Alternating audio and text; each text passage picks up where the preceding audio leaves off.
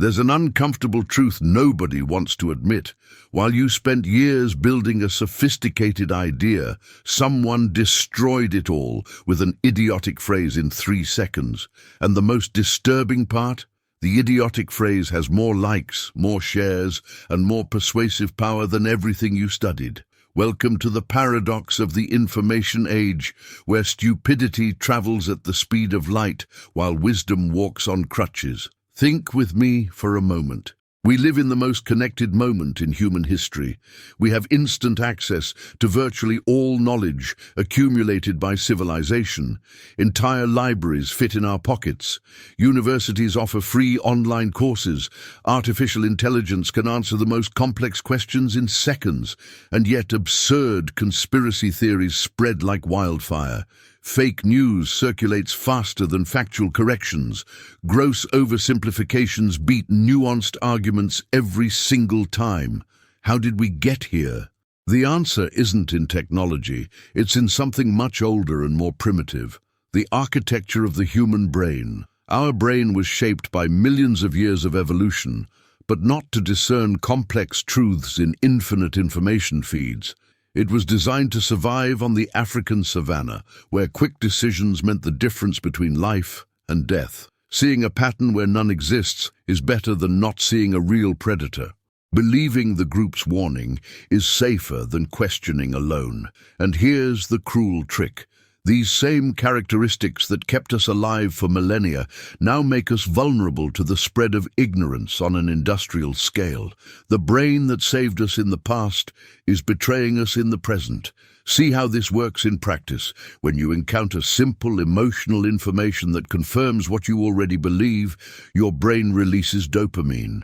It's pleasurable, it's comforting, it's addictive. But when you encounter a complex analysis that challenges your beliefs, that requires cognitive effort and admission that maybe you're wrong, your brain sounds all the threat alarms: resistance, discomfort, rejection.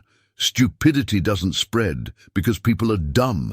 It spreads because it's psychologically easier to process, emotionally more gratifying, and socially more rewarding than complex truth. Psychologists call this confirmation bias, but it's much more than an occasional judgment error. It's the default setting of the human operating system. We don't seek truth, we seek confirmation. We don't want to learn, we want to be right. And on social media, where every platform is programmed to maximize engagement, this natural tendency is exponentially amplified. Algorithms don't show you what's true, they show you what keeps you glued to the screen. And guess what? Outrage, fear, and oversimplification sell much better than nuance and reflection. There's more. There's a fascinating phenomenon studied by sociologist Carlo Cipolla called the basic laws of human stupidity. The first law is devastating in its simplicity. We always underestimate the number of stupid people in circulation. The second is even worse. The probability of a person being stupid is independent of any other characteristic. Intelligent, well-educated people with resources can be profoundly stupid in certain contexts. And the third law: a stupid person causes harm to others without gaining anything for themselves or even harming themselves in the process. Think about it. How many times have you seen someone share false information that harms themselves just to attack a political side? How many times have you witnessed people defending positions that objectively hurt them? Here's where things get truly terrifying. Stupidity not only spreads faster than intelligence, it's also more resistant to correction. Psychologists have discovered what they call the backfire effect. When you present evidence that contradicts someone's false belief, instead of changing their mind, the person often clings even harder to the original lie. The act of being corrected doesn't produce learning, it produces defensiveness. The person doesn't think, "I learned something new," they think, "They're attacking me." And in a tribal world, where our identity is tied to our beliefs, questioning an idea is perceived as questioning who we are. But you might be thinking, if we're all vulnerable, if the system is rigged against truth, is there hope? Or are we doomed to watch the collective degradation of reason while viral ignorance consumes everything? If this idea has already resonated with you, imagine what's coming next. Subscribe so you don't miss this journey, because what you're about to discover might completely change your relationship with information. The truth is that recognizing the problem is already half the solution. Most people live on cognitive autopilot, reacting to stimuli without questioning why they feel what they feel or believe what they believe. Not you.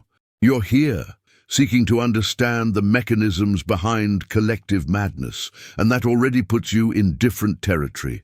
The first step to not being manipulated is understanding how manipulation works. The first step to resisting viral ignorance is recognizing the symptoms of infection.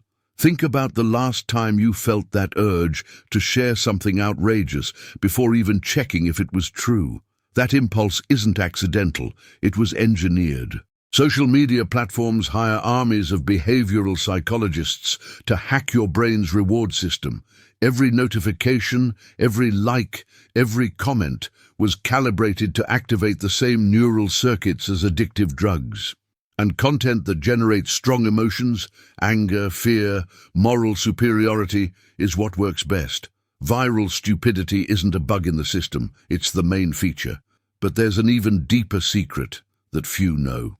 Genuine intelligence doesn't propagate easily because it requires something our society desperately avoids: discomfort. Cognitive growth is painful. Questioning your own beliefs is scary. Admitting you were wrong about something important is humiliating. That's why most people prefer the comfortable safety of simple certainties to the uncomfortable turbulence of honest doubt. As philosopher Bertrand Russell said, the fundamental cause of trouble in the modern world is that the stupid are cocksure, while the intelligent are full of doubt. And here we arrive at a revolutionary insight. The fight against viral ignorance isn't a battle for correct information. It's a battle for psychological comfort. As long as stupidity offers immediate certainty, tribal validation, and relief from the anxiety of complexity, it will keep winning. You don't combat fake news just with fact-checking. You combat it by understanding why people need to believe lies. What emotional void is that conspiracy theory filling? What identity is that simplistic narrative protecting? What fear is that misinformation soothing? Let's go deeper. Psychologist Daniel Kahneman won the Nobel Prize by demonstrating that our brain operates in two systems. System 1, fast, intuitive, emotional, and System 2, slow, analytical, rational. Stupid content is pure fuel for System 1. It requires no effort. It demands no reflection. It just resonates and spreads. But intelligent content requires activation of System 2, which is cognitively costly and which our brain avoids whenever possible. It's literally easier for your brain to process and share nonsense than complex truth. Neural architecture favors the propagation of stupidity. So what do? First, we need to accept a humbling truth. You're not the exception. I'm not the exception. All of us, without exception, are susceptible to viral ignorance in different degrees and contexts. The person who laughs at others' conspiracy theories may be embracing equally unfounded narratives about topics that matter to them. The expert in one area can be surprisingly gullible in another. Intellectual humility isn't optional, it's essential. Second, we need to develop what I call cognitive hygiene. Just as you brush your teeth to prevent cavities, you need to create routines to prevent mental infection.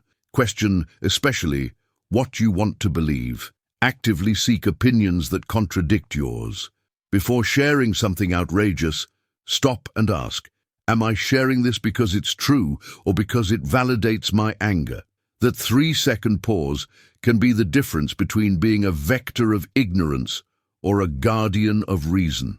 Third, understand that truth isn't democratic. 1,000 people sharing a lie doesn't make it true.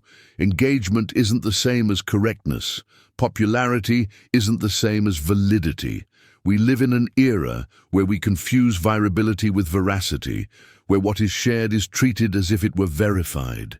Resisting this requires courage. It requires being willing to be unpopular, to question group consensus, to defend nuanced positions when everyone wants simplicity. And here's the final revelation, the one few can see. The epidemic of viral stupidity isn't just about false information. It's about existential alienation. It's about people desperate for meaning in a world that seems increasingly absurd. It's about tribes seeking identity in an ocean of anime.